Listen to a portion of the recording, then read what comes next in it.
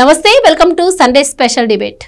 పోలవరం బనకచెర్ల అంశం ఇప్పుడు రెండు తెలుగు రాష్ట్రాల మధ్య వివాదానికి తెరలేపుతుంది. బనకచెర్లను మేము ఎలాగైనా పూర్తి చేస్తామని చెప్పి లోకేష్ గారు అంటున్నారు.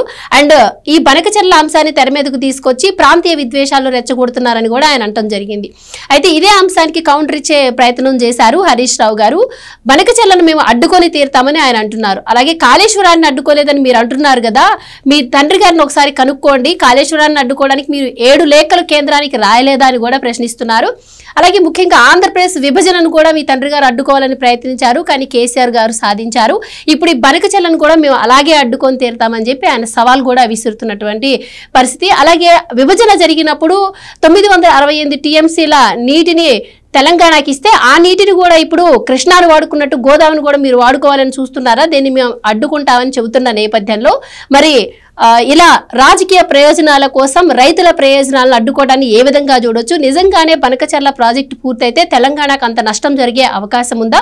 మరి ఇందులో తెలంగాణ వాదనని ఎలా చూడాలి, ఆంధ్రప్రదేశ్ వాదనని ఎలా చూడాలి, మరి కేంద్రం దీనికి ఏ విధంగా స్పందించే అవకాశం ఉంది, మరి బనకచెర్ల ప్రాజెక్టు పూర్తవుతుందా లేదా? ఇలాంటి అంశాలన్నీ ఈ రోజు డిబేట్ లో చర్చిద్దాం. మనతో పాటు డిబేట్ లో పార్టిసిపేట్ చేసేందుకు స్టూడియోలో ఉన్నారు సీనియర్ జర్నలిస్ట్ సత్యమూర్తి గారు, అలాగే మరో సీనియర్ జర్నలిస్ట్ డివి శ్రీనివాస్ గారు. నమస్కారం సార్. నమస్కారం సార్. సార్, నిన్న లోకేష్ గారు మాట్లాడడం మీరు కూడా చూసే ఉంటారు.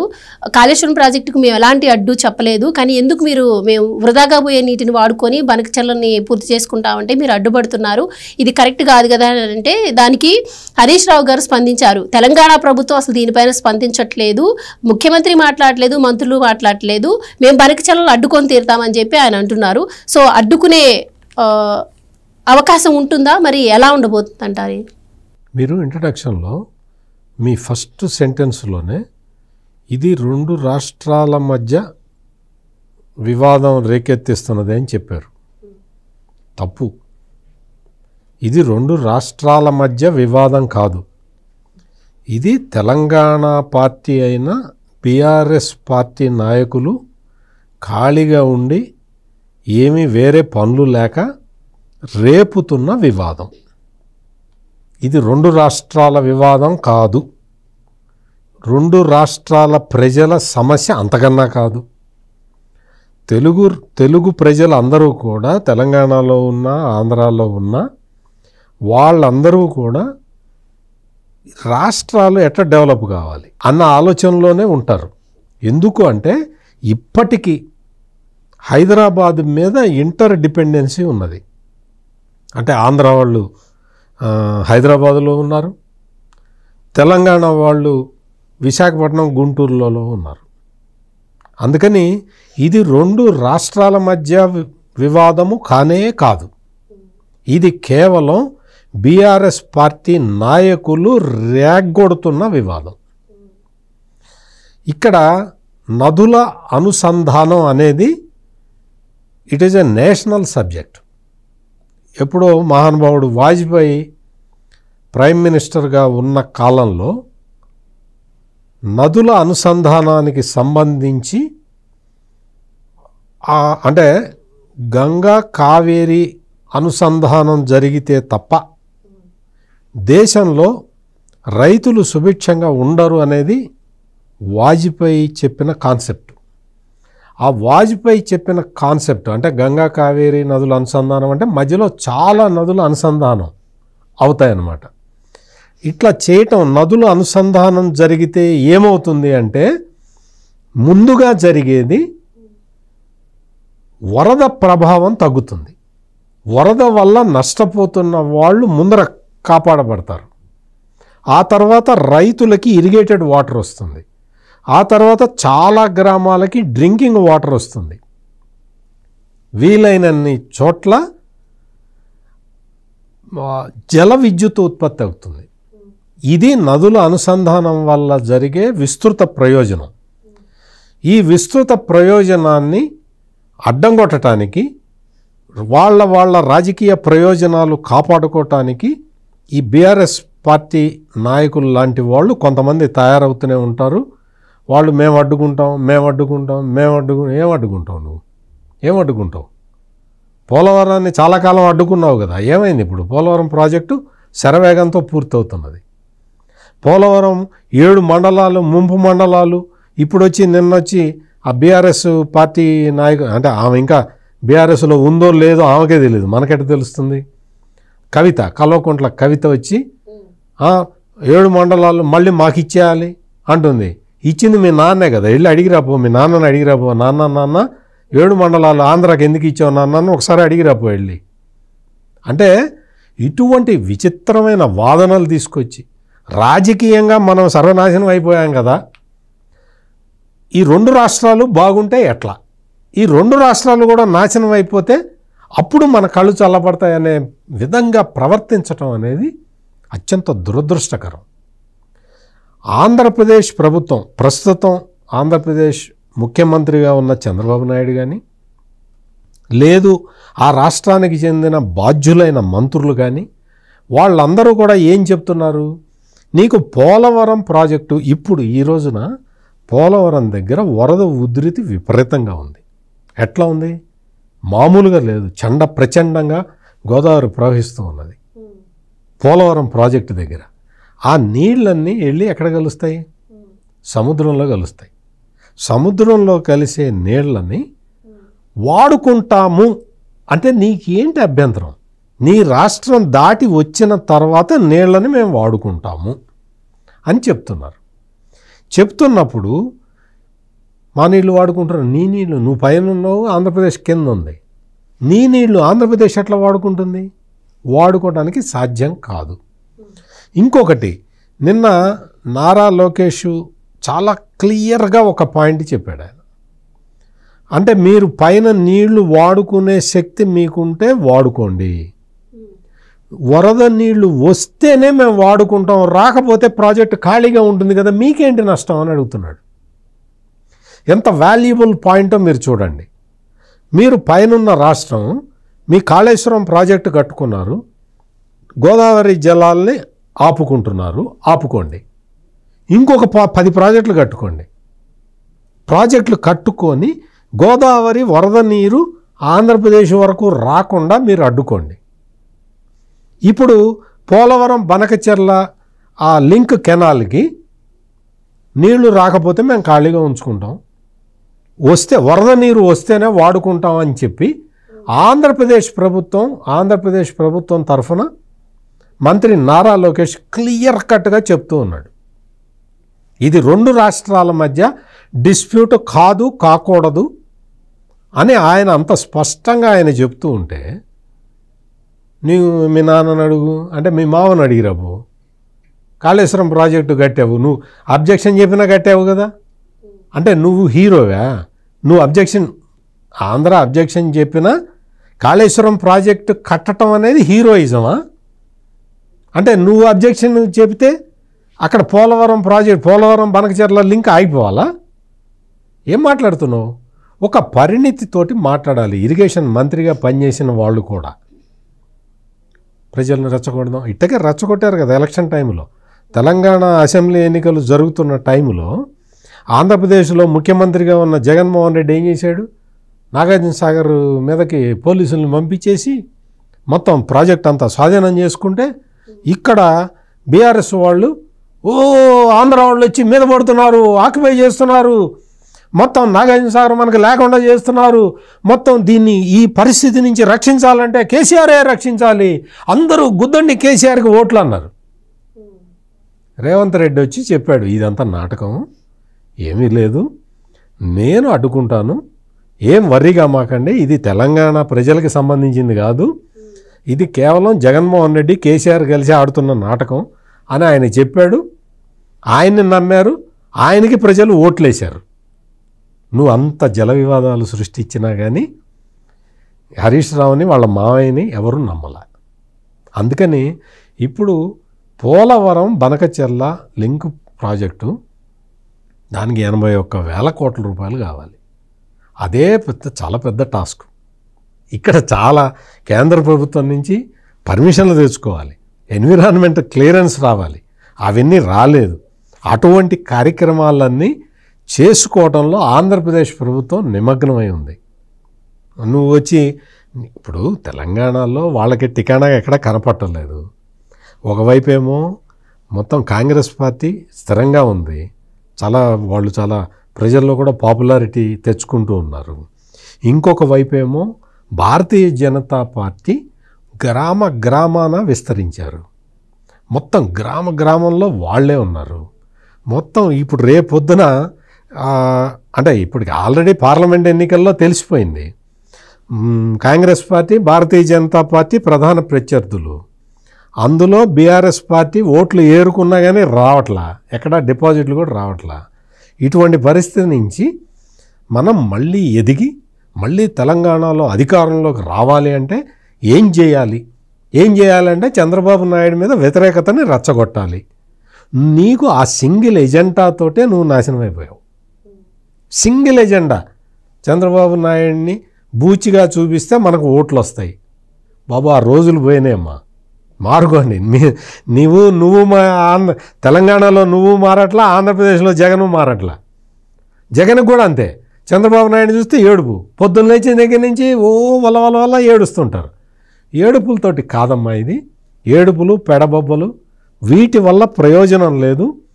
ఇది రెండు రాష్ట్ర ప్రజలు కూడా, వాళ్ళందరూ ఎవ్వరూ కూడా అభ్యంతరం చెప్పట్లేదు.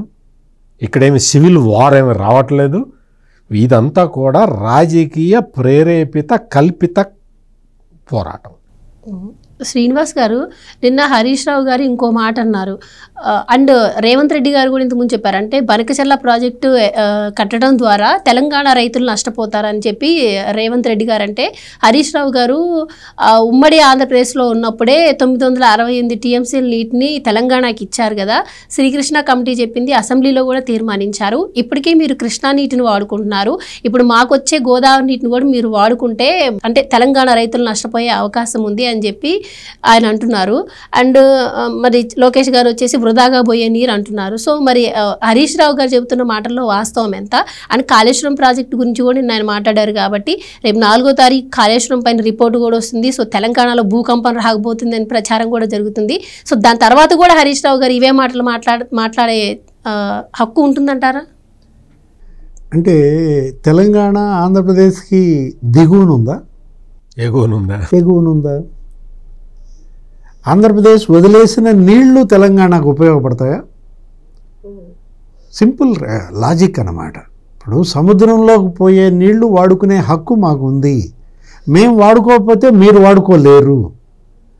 ఇప్పుడు ఈరోజు రామానాయుడు మాట్లాడుతూ ఏమన్నాడు, 30 రోజుల్లో 60 టీఎంసీలు సముద్రంలోకి పోయాయి. అంటే రోజుకు 2 టీఎంసీలు పోయాయి. ఇప్పుడే సత్యమూర్తి గారు చెప్పారు కదా అసలు గోదావరి ఫ్లడ్ ఎలా ఉందో. అంటే ఇప్పుడు సంవత్సరానికి 3113 టీఎంసీలు పోతున్నాయి వృధాగా. ఎవరు వాడుకుంటున్నారు? ఎవరు వాడుకోవద్దన్నారు? ఎవరు కట్టుకోవద్దన్నారు ప్రాజెక్టులు? ఇప్పుడు సముద్రంలో వృధాగా నీళ్లు పోయినా మీకు ఓకే, కానీ ఏపీ వాడుకోకూడదా? ఇదెక్కడి విడ్డూరం? అసలు ఇది విడ్డూరమా లేకపోతే ఒక రకంగా శాడిజమా?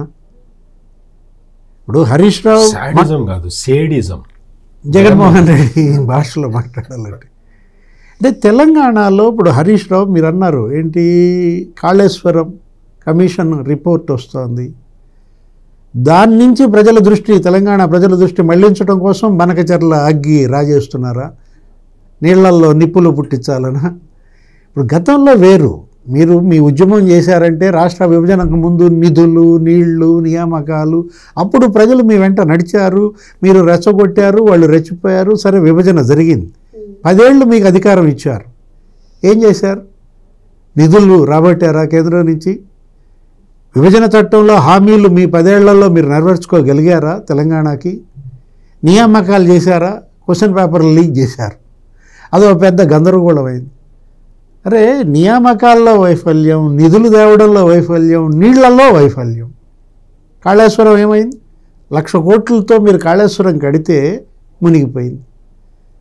ఎవరి వైఫల్యం అది? ఇప్పుడు కాళేశ్వరం అనేది అదొక కూలేశ్వరం అంటాడు రేవంత్ రెడ్డి ఆయన భాషలో మాట్లాడాలంటే. అంటే దాంట్లో మీరు ఆల్రెడీ కమిషన్ రిపోర్ట్ వస్తుంది, ఆ పీసీ ఘోష్ కమిషన్ మరి అదేదో మీ యొక్క ల్యాప్సెస్ అన్నీ ఎక్స్పోజ్ అయ్యాయన. ఎందుకు బనకచెర్లని వివాదం సృష్టిస్తున్నారు? అంటే రాజకీయ ప్రయోజనాల కోసం రైతు ప్రయోజనాలతో ఆడుకుంటున్నారా? రాజకీయం వర్సెస్ రైతుగా చూడాలి దీన్ని.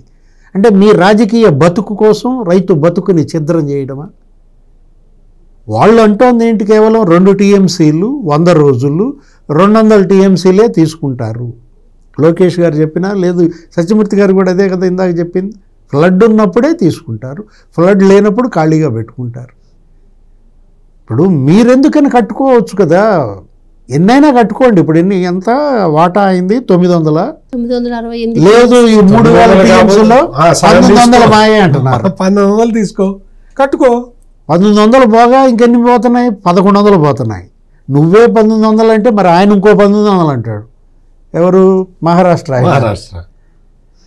ఇక్కడ వివాదం ఎందుకు రేకెట్టిస్తున్నారు? ఇదేం ఎలక్షన్ లేదు కదా. మొన్న లోపాయికారి ఒప్పందం, ఈరోజు కూడా హరీష్ రావు మాట్లాడుతూ రేవంత్ రెడ్డి లోపాయికారి ఒప్పందం చేసుకున్నాడు అంటాడు. ఏది లోపాయికారి ఒప్పందం? సత్యమూర్తి గారు బయట పెట్టారు.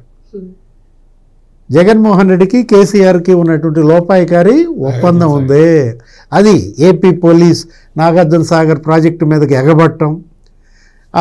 ఎలక్షన్ ముందు రోజు, అది కూడా రేపు ఎలక్షను, ఈరోజు ఏపీ పోలీస్ వెళ్ళిపోద్ది ఎక్కడికి? సాగర్ ప్రాజెక్టు మీదకి వెళ్ళిపోయి అక్కడ ఏదో పెద్ద సినిమా చేయడము, మరి కేసీఆర్కి ఓట్లు గుద్దుతారు అనుకుంటే జనం ఏం చేశారు? కాంగ్రెస్ పార్టీకి గుద్దారు, రోగం కుదిర్చారు. ఈ రోగం ప్రజలు కుదిర్చారు. ఇంకెందుకు ఇంకా మీరు ఇంత ఇలా హరీష్ రావు ఏం సాధించాలనుకుంటున్నాడు? లేకపోతే కేటీఆర్, లోకేష్ అంట అవగాహన లేకుండా మాట్లాడుతున్నాడంట. నీ అవగాహన? పీసీ ఘోష్ చెప్తాడు. మీ అవగాహన ఏ పార్టీదో ఏది? అసలు ఆయన కాళేశ్వరానికి డిజైన్ ఇచ్చిందే ఆయనంట, ఆయనే చెప్పుకున్నాడు కేసీఆర్. అసలు నెక్సెస్ ఏంటి దీంట్లో? లోపాయికారి ఒప్పందాలు అవన్నీ మీకున్నాయి, జగన్మోహన్ రెడ్డికి మీకు ఉన్న నెక్సెస్. జగన్మోహన్ రెడ్డే వచ్చాడు, కాళేశ్వరానికి టెంకాయ కొట్టిందే జగన్మోహన్ రెడ్డి. ఆ టెంకాయ దెబ్బకి అది కాస్త కూలిపోయింది. ఇప్పుడు ఆ రోజు మనం అనుకున్నాం, నేను 1 మీటర్ తగ్గించుకోమన్నాను హైటు పోలవరం, జగన్మోహన్ రెడ్డి ఒప్పుకున్నాడు అన్నాడు. ఏ ఒప్పందం? లోపాయికారి ఒప్పందమా, ప్రత్యక్ష ఒప్పందమా? లేకపోతే జగన్ కూడా అసెంబ్లీలో మాట్లాడాడు, ఏమని? ఆయన చాలా ఉదారవాది, మరి గోదావరి జలాలు ఆయన భూభాగం మీదుగా నడపడానికి కేసీఆర్ ఒప్పుకున్నాడు అని సీఎం జగన్మోహన్ రెడ్డి అసెంబ్లీలో ప్రకటించాడు. ఏ ఒప్పందం? లోపాయికారి ఒప్పందమా? ఏ ఒప్పందం చెప్పాలి కదా. అసెంబ్లీలో అతన్ని ఈయన పొగిడాడు, ఇతన్ని ఆయన పొగిడాడు. ఇప్పుడు మీరు రాయలసీమ లిఫ్ట్ ఇరిగేషన్ స్కీమ్కి ఎందుకు ఒప్పుకున్నారు? జగన్మోహన్ రెడ్డి ప్రతిపాదించిన రాయలసీమ లిఫ్ట్ ఇరిగేషన్ స్కీమ్ 800 టీఎంసీలు, 300 టీఎంసీలు, రోజుకు 3 టీఎంసీలు లిఫ్ట్ చేయడానికి ఆ రోజు కేసీఆర్ ఏమన్నారు? బేసిన్లు లేవు, భేషజాలు లేవు, ఎత్తుకోండి అన్నాడు. అంటే మీరు ముఖ్యమంత్రిగా ఉన్నప్పుడు బేసిన్లు లేవు, భేషజాలు లేవు అన్న ఉదార వైఖరి ఇప్పుడు ఎందుకు? ఎందుకు ఇలా రెచ్చగొడుతున్నాడు హరీష్ రావు అయినా కేటీఆర్ అయినా? సముద్రంలో వృధాగా పోయే నీళ్లు వాడుకునే హక్కు లోయర్ రైపేరియన్ స్టేట్గా ఆంధ్రప్రదేశ్కు ఉంది. వానీయకుండా అడ్డుకోండి, మీరు ప్రాజెక్టులు కట్టుకోండి. మహారాష్ట్ర ఎన్ని కడతారో కట్టుకోండి, లేకపోతే తెలంగాణ ఎన్ని కడతారో కట్టుకోండి. అసలు ఆ రాయలసీమ లిఫ్ట్ ఇరిగేషన్ స్కీమ్ దానిపైన కేసీఆర్ సంతకం పెట్టాడా లేదా? హరీష్ రావు సంతకం పెట్టాడా లేదా? ఇరిగేషన్ మినిస్టర్గా హరీష్ రావు, లేకపోతే ముఖ్యమంత్రిగా కేసీఆర్ 16 పేజీల అఫిడవిట్ మీద సంతకాలు పెట్టారు అని బయట పెట్టింది ఎవరు? రేవంత్ రెడ్డి. దానికి సమాధానం చెప్పండి. దానికి ఒప్పుకోవటం ఏంటి, దీనికి ఒప్పుకోకపోవటం ఏంటి? 300 టీఎంసీలు ఓకే, రోజుకు 3 టీఎంసీలు, కానీ 200 టీఎంసీలు మేము ఒప్పుకోం. జగన్ సీఎంగా ఉంటే ఒప్పుకుంటాం, చంద్రబాబు సీఎంగా ఉంటే ఒప్పుకోం. అంటే భయమా? చంద్రబాబు అంటే భయమా, ద్వేషమా? ఆ ద్వేషంతోనే మీరు ఓడిపోయారు. ఇంకా మీలో మార్పు రాకపోతే ఇంకొక విషయం ఏంటంటే, జగన్మోహన్ రెడ్డి ఆంధ్రప్రదేశ్ ముఖ్యమంత్రిగా ఉన్న సమయంలో అసలు మనకి గోదావరి వాటర్ల మీద మనకు అసలు హక్కే లేదు అని చెప్పాడు. కేవలం కేసీఆర్ గుడ్ బుక్స్లో ఉండటం కోసం అని చెప్పి గోదావరి అక్కడెక్కడో పుడుతుంది, వస్తుంది, మధ్యలో ప్రాణహిత కలుస్తుంది, ఆ తర్వాత ఇంద్రావతి కలుస్తుంది. ప్రాణహిత, ఇంద్రావతి మొత్తం ఈ 2 ఉపనదులు, అంటే ఉపనదులు అంటాం జగన్మోహన్ రెడ్డికి చేతగా లేదు, పాయ అన్నాడు. పాయకి ఉపనదికి తేడా తెలియదు, అది వేరే విషయం, అది పక్కన పెడదాం. ఇక్కడ ఇంద్రావతి, ప్రాణహిత ఈ 2 ఉపనదుల నుంచి 72% వాటర్ గోదావరిలో వస్తుంది. ఈ 2 తెలంగాణ భూభాగంలో ఉన్నాయి. ఆంధ్ర భూభాగంలోకి వచ్చిన తర్వాత కలిసేది ఒక శబరి ఒక్కటే, శబరి లేకపోతే సీలేరు, ఈ 2 కలుస్తాయి. ఇవి ఓన్లీ 12% మాత్రమే వాటర్ క్యారీ చేస్తాయి. అందుకని మనకు అసలు గోదావరి జలాల మీద మనకు హక్కే లేదు, అవన్నీ తెలంగాణ నీళ్లు అని చెప్పి ఈ జగన్మోహన్ రెడ్డి చెప్పింది సమ్మగా ఉంది వాళ్ళకి. అంటే స్క్రిప్ట్ ఆడదు కాబట్టి ఆ స్క్రిప్ట్ రాసి ఇచ్చాడు కేసీఆర్. చెప్పింది కూడా రీసెంట్ గా మొన్న బనకచెర్ల అంశం తెర మీదకి వచ్చాక ఇప్పుడే కాదు, మాట్లాడారు. మొన్న చెప్పింది ముఖ్యమంత్రిగా దిగిపోయిన తర్వాత. నేను కోట్ చేస్తున్నది ఎప్పుడు అంటే జగన్మోహన్ రెడ్డి ముఖ్యమంత్రిగా నిండు అసెంబ్లీలో ఇదే విషయం చెప్పాడు. అంటే గోదావరి నీటి మీద హక్కుల్ని వదులుకోవటానికి జగన్మోహన్ రెడ్డి కేసీఆర్కి తాకట్టు పడ్డాడు. మొత్తం జగన్మోహన్ రెడ్డి హైదరాబాదులో ఉన్న తన ఆస్తుల్ని కాపాడుకోవటానికి, హైదరాబాదులో ఉన్న తన అసెట్స్ని కాపాడుకోవటానికి కేసీఆర్కి పాదాక్రాంతమై ప్రవర్తించాడు. అప్పుడు ప్రవర్తించాడు, ఇప్పుడు ప్రవర్తించాడు. ఆ రోజున అసెంబ్లీలో జగన్మోహన్ రెడ్డి మాట్లాడిన మాటలు ఆంధ్రప్రదేశ్ రైతులందరికీ కూడా, ఆంధ్రప్రదేశ్ ప్రజలందరికీ కూడా చిచి ఇతనే ముఖ్యమంత్రి ఇట మాట్లాడుతున్నాడు ఏంటి అనుకున్నారు. ఇప్పుడు అసలు మొత్తం తీసుకొచ్చి ప్రాణహిత, ఇంద్రావతి ఆ ఉపనదులు కలిసిన తర్వాత, నువ్వు ప్రాణహిత కలిసిన తర్వాత నువ్వేం కేసీఆర్ ఏం చెప్పాడు తెలంగాణ అసెంబ్లీలో? తుమ్మిడిహట్టి దగ్గర కట్టాలయా కాళేశ్వరం ప్రాజెక్ట్ అని చెప్పి చెబితే దాన్ని ప్రాణహిత చేవెళ్ళ ప్రాజెక్ట్, అది దాన్ని మార్చి తుమ్మిడిహట్టి దగ్గర నుంచి మార్చి, తుమ్మిడిహట్టి దగ్గర నీళ్లు లేవు, నీటి లభ్యత లేదు, నేను ప్రాణహిత కలిసిన తర్వాత కడతాను అన్నావు. కట్టుకోమన్నారు. ఎవరు అభ్యంతరం చెప్పారు? ఎవరు అభ్యంతరం చెప్పాల? నువ్వు స్థలం మార్చినా కానీ ఎవరు నీకు అభ్యంతరం చెప్పాల. వాస్తవంగా నువ్వు కట్టాల్సింది తుమ్మిడిహట్టిలో కట్టాలి. నువ్వు అట్లా కాకుండా నువ్వు కాళేశ్వరం దగ్గర కట్టినా కానీ ఎవ్వరూ అభ్యంతరం చెప్పలేదు, నువ్వు అట్లా చేయకూడదు అని చెప్పలేదు. ఓకే, తెలంగాణ రాష్ట్ర ప్రయోజనాలు ముఖ్యం, అది కూడా మన తెలుగు రాష్ట్ర ప్రజలు ఉండే స్టేటే కదా అని అందరూ అనుకుంటే నువ్వేం చేసావు? 1,00,000 కోట్ల ప్రాజెక్టు చూస్తే అసలు అక్కడ మేడిగడ్డ చూస్తే కుంగిపోయింది. ఒక పిల్లరే కదండి కుంగిపోయింది అంటుంది కవిత వచ్చి మొన్న. నువ్వు ఇల్లు కట్టుకుంటావు, ఒక 4 పిల్లర్లు వేసుకుంటావు, ఒక పిల్లర్ కూలిపోతే నువ్వు ఉంటావా ఇంట్లో? ఒక పిల్లర్ కూలిపోయిన ఇంట్లో నువ్వు ఉంటావా? మరి తెలంగాణ ప్రజలు అట్లాగే ఉండాలా? కూలిపోయిన మేడిగడ్డలో నీళ్లు నింపాలా? ఒక పిల్లర్ కూలిపోయి 2 పిల్లర్లు కూలిపోయిన మేడిగడ్డలో నీళ్లు నింపాలా? మీరు చేసేవన్నీనేమో ఇటువంటి పనులు, తెలంగాణ ప్రజలకి ద్రోహం చేసే పనులన్నీ మీరు చేసి ఈ రోజునొచ్చి ఆంధ్రప్రదేశ్ ప్రభుత్వం 81,000 సమీకరించుకో, 81,000 కోట్ల రూపాయల ప్రాజెక్ట్ అది. ఇది ఇప్పుడు రావాలంటే ఇప్పుడు మొదలుకెత్తుకుంటే చంద్రబాబు నాయుడు చెప్పాడు, ఆల్టర్నేటివ్ ప్లాన్స్ చెప్తున్నాడు, కానీ మామూలు పరిస్థితుల్లో అయితే 81,000 కోట్ల రూపాయలు ఖర్చు పెట్టి ప్రాజెక్టు నిర్మించాలి అంటే తాతలు దిగొస్తారు. అంత హెర్క్యూలియన్ టాస్క్ని చంద్రబాబు నాయుడు నేను చేస్తాను, నేను ఏదో చేస్తున్నాను అది ఏదో చెప్పాడు. ఇక్కడ తీసుకొచ్చి నీళ్లు మీకు ఎక్కడ ఎత్తిపోస్తారు? ప్రకాశం బ్యారేజీలో ఎత్తిపోస్తారు. ప్రకాశం బ్యారేజీ నీ భూభాగంలో ఉందా? లేదు కదా. ప్రకాశం బ్యారేజీ కింద ఉంది కదా. ప్రకాశం బ్యారేజీలో గేట్లు ఎత్తితే, ఇప్పుడు గేట్లు ఎత్తారు ప్రకాశం బ్యారేజీ గేట్లు, కృష్ణ నీళ్లు సముద్రంలోకి పోతున్నాయా లేదా? నీకు అక్కడ తెచ్చి నీళ్ళు ఎత్తిపోసుకొని అక్కడి నుంచి బొల్లాపల్లి రిజర్వాయర్కి తీసుకెళ్తే, అక్కడి నుంచి వెలిగొండ రిజర్వాయర్కి తీసుకెళ్తే, అక్కడి నుంచి బనకచెర్ల క్రాస్ రెగ్యులేటర్కి తీసుకెళ్తే నీకేంటి నష్టం? కృష్ణా జిల్లాలో మాకు వాటా కావాలని వాటా తీసుకో, పెట్టారు కదా. నీకు అన్ని నువ్వు పైన ఉన్నావు, వాడుకో కావాలంటే.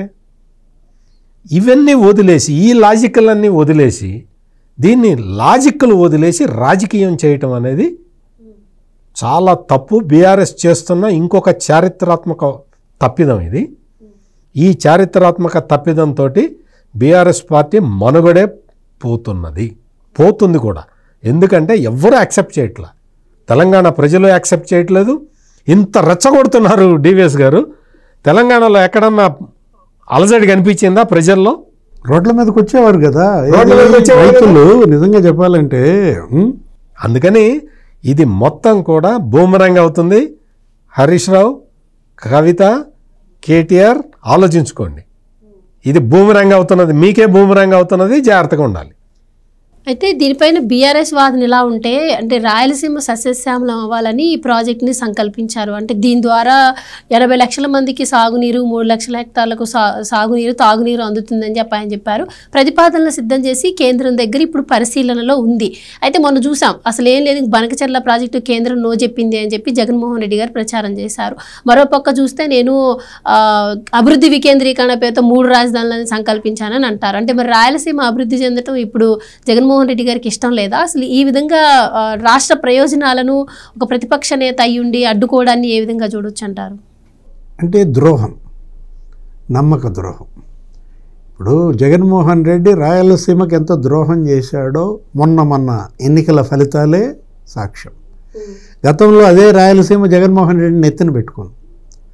52 సీట్లలో 49 స్థానాలు ఆయన గెలిపించింది. తెలుగుదేశానికి 3 స్థానాలే వచ్చాయి. అలాంటి రాయలసీమకి కేసీఆర్తో లోపాయకారి ఒప్పందంతో జగన్మోహన్ రెడ్డి ఎంత ద్రోహం చేశాడు. ఏది, రాయలసీమకి కనీసం 2000 కోట్లు ఖర్చు పెట్టలే.